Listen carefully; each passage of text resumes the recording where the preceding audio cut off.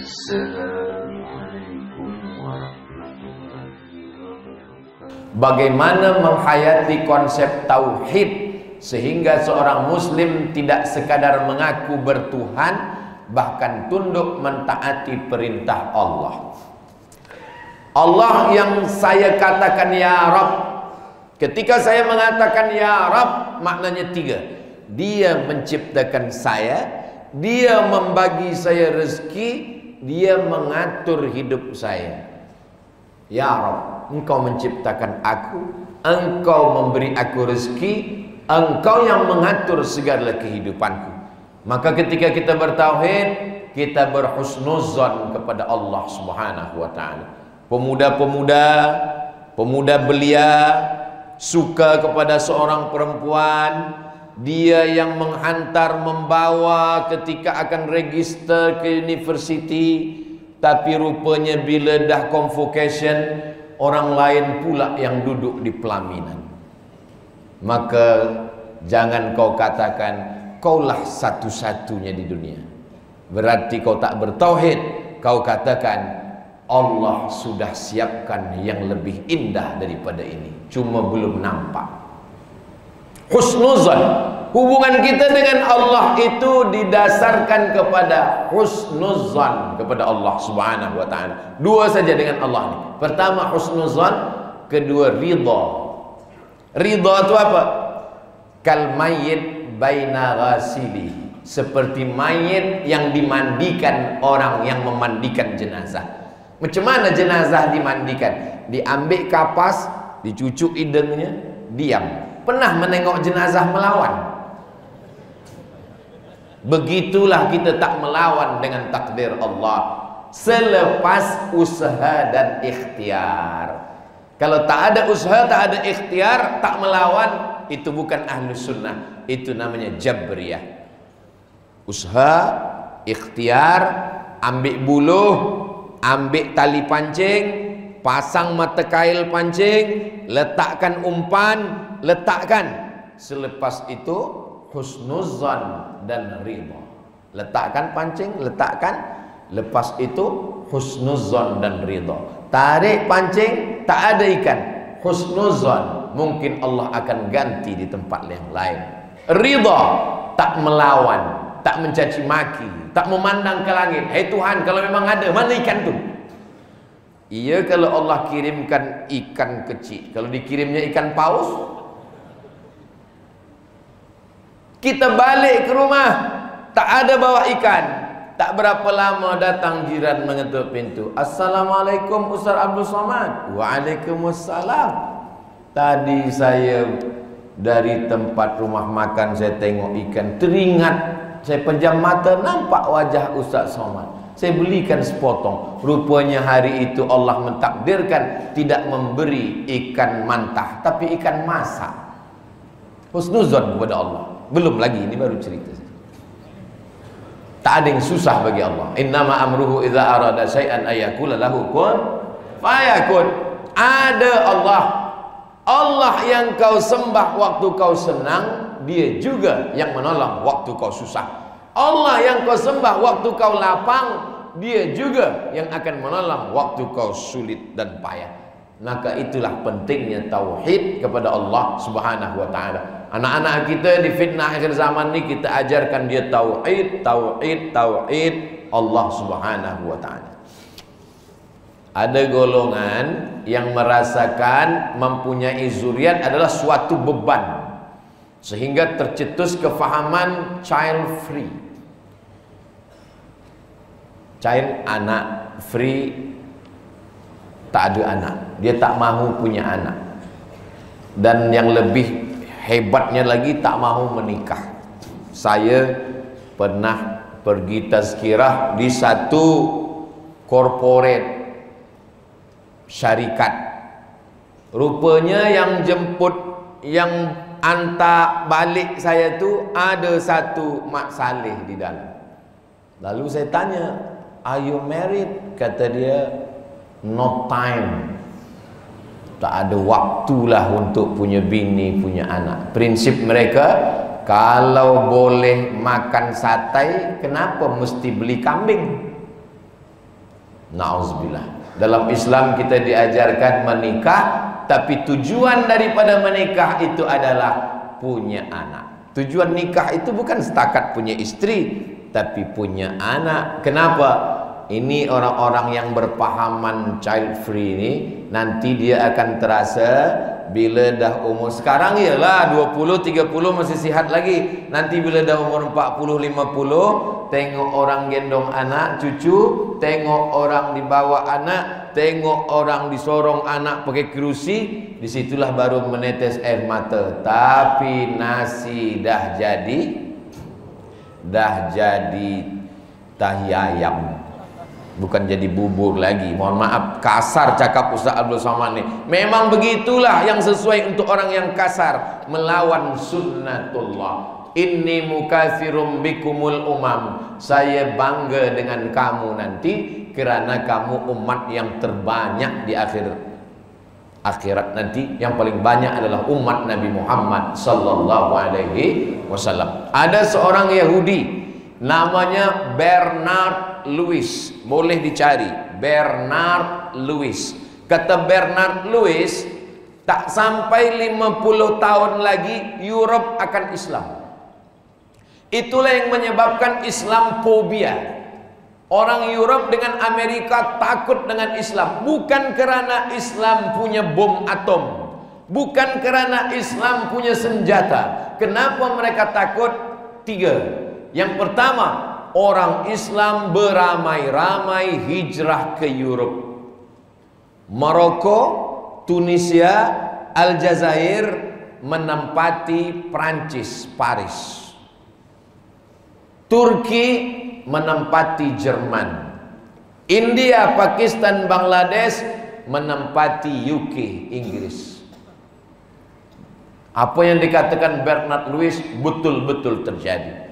Zainuddin Zaidan dari Aljazair, ramailah Europe itu ditempati orang Islam. Yang kedua, mereka tak mahu menikah, mereka tak mahu punya anak. Orang Islam makan tidur 10 anak. Banyak anak, banyak rezeki. Maka mereka akan bagi scholarship, akan bagi duit free sampai PhD, tetap tak mau punya anak.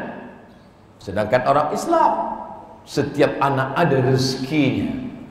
Wa ma min dabbatin fil ardi illa 'ala Allah rizquha. Maka itulah yang menyebabkan pertumbuhan umat Islam makin banyak. Yang ketiga, mereka akan musnah dengan sendirinya, bukan kerana orang Islam membunuh, bukan kerana pedang. Kenapa? Virus, AIDS, LGBT mati. Di kampung saya di Riau ada masjid raya. Di tepi masjid raya ini banyak pokok kurma, tapi tidak ada pokok kurma ini yang berbuah, semak. Akhirnya didatangkanlah profesor kurma dari Thailand, namanya Profesor Kolak. Ditanyalah profesor, iya, kenapa kurma-kurma kami ini tak berbuah? Cuba cek dulu. Dia tengok, dia research, dia dapat jawaban. Apa jawabnya Profesor Kolak? Sebab kurma kamu ni semuanya jantan. Rupanya jantan ni tak ada guna banyak-banyak. Tebang ni semua. Ditebanglah kurma jantan ni, biarkan kurma jantan satu, tanam kurma betina banyak-banyak. Sekarang dah berbuah. Memetik kurma. Program pemetikan kurma pertama oleh Ustaz Abdul Somad.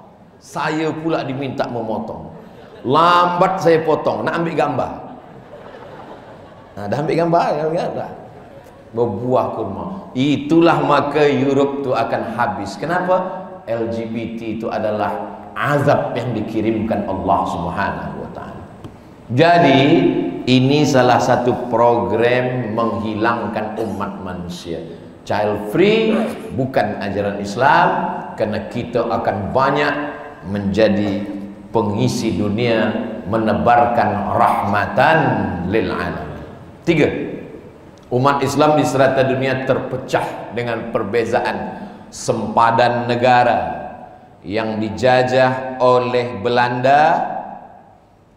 Pulau, satu pulau, nama pulau Sebatik. Sepulau ini dipotong dua, yang atas jadi Malaysia, yang bawah jadi Indonesia. Saya sampai ke Sebatik, saya tanya, kenapa pulau ini jadi dua? Yang dijajah oleh Inggris itu jadi Malaysia, yang dijajah oleh Belanda itu jadi Indonesia. Oh, ini Sumatera, ini Semenanjung. Antara Sumatera dengan Semenanjung ini ada pulau namanya Natuna. Pulau Natuna ini bahasanya bahasa Melayu, macam orang Semenanjung, macam Johor. Tapi batas negara begini nih, melompat. Dia tidak lurus. Kalau dia lurus, Natuna ini masuk ke Malaysia. Tapi batas saya tengok, melompat. Saya tanya, kenapa Natuna ini masuk ke Indonesia? Suku dia Melayu, cakap dia Melayu. Sebab dia dulu dijajah Belanda. Nasib engkau lah dijajah Belanda. Batas sempadan negara. Apa lagi kata dia? Tentang masalah keturunan. Kita tak boleh hina orang kerana keturunannya. Sebab apa? Sebab dulu malaikat waktu menghembuskan roh, maka malaikat tak ada tanya-tanya. Tak ada malaikat tu tanya, kau nak jadi Cina ke nak jadi Keling? Kau nak jadi Mak Saleh ke nak jadi Melayu? Tak ada. Maka kita tak boleh hina orang kerana kulitnya. Ideologi politik terpecah. Ada yang Islamik, ada yang nasionalis, ada yang komunis, ada yang sekular. Berbagai sebab lagi. Kita kalau berjumpa dengan orang, yang kita tengok adalah persamaan kita. Kalau nak perbezaan, satu ayah, satu ibu, satu perut, satu rahim, satu kandungan, yang kembar pun banyak perbezaan, yang bersaudara kandung pun banyak perbezaan. Tapi kalau kita tengok sama-sama, yang kita tengok adalah sama. Dia bukan orang Melayu, dia bukan orang Malaysia, dia bukan orang Asia Tenggara.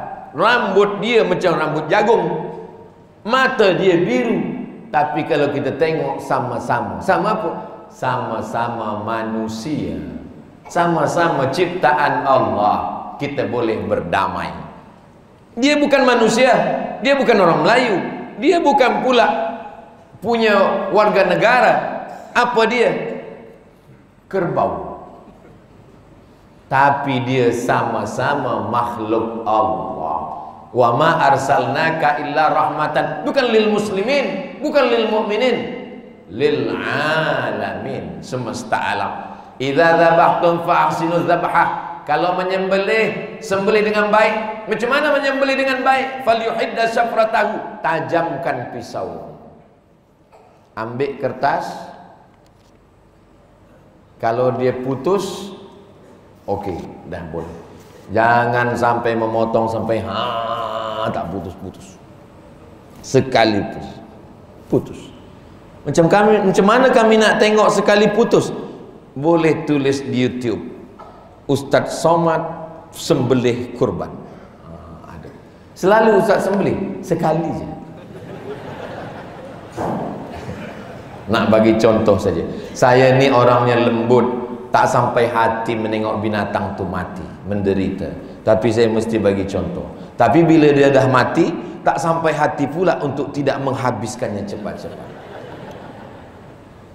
Kepada binatang pun tak boleh menyakiti. Maka ketika ada orang yang mengasah pisaunya, mata kambing tu terbuka, Nabi marah. Aturidu antumita hamautatin. Engkau nak buat kambing ni mati berkali-kali. Maka kalau telinga kambing tu panjang, tutupkan ke matanya. Arahkan pisau ni ke sana, kepalanya ke sini. Tak boleh mengasah pisau di hadapan mata kambing. Kambing, apalagi hanya setakat berbeza sempadan negara, berbeza nationality, berbeza suku, berbeza agama. Kita hanya tidak boleh ikut ibadah dia, Tapi kalau untuk berjiran, tetangga, berkawan, satu sekolah, satu college, maka kita diajarkan la yanhakumullahu 'anil ladzina lam yuqatilukum fid din. Kalau mereka tidak memerangi kamu, walam yukhrijukum min diyarikum, mereka tak menghalau kamu dari karya kampung paya Port Dickson, antabarruhum, buat baiklah kepada mereka, wa tuqsitu ilaihim, bersikap adillah kepada mereka. Agama yang mengajarkan tetap berkasih sayang kepada kambing, kepada semut. Apa kata Nabi Sulaiman? Jangan lalu dulu. Kenapa jangan lalu? Sebab aku mendengar. Ini nak bahaskan cerita bahasa semut ni sekarang sedang viral pula. Kata Nabi Sulaiman alaihissalam, karena Nabi Sulaiman mendengar, udkhulu masakinakum ya ayyuhan nablu udkhulu masakinakum, masuklah kamu ke sarang-sarang kamu, sebab tentera Sulaiman akan lalu. Jadi sesama manusia, berbeza suku, bangsa, agama, Islam dah ajarkan itu 14 abad silam. Kita tetap boleh Malaysia, Madani, hidup bersama demi masa depan yang lebih baik, bukan sesuatu yang baru, ajaran yang sudah lama dibawa oleh Sayyidina Muhammad sallallahu alaihi wasallam.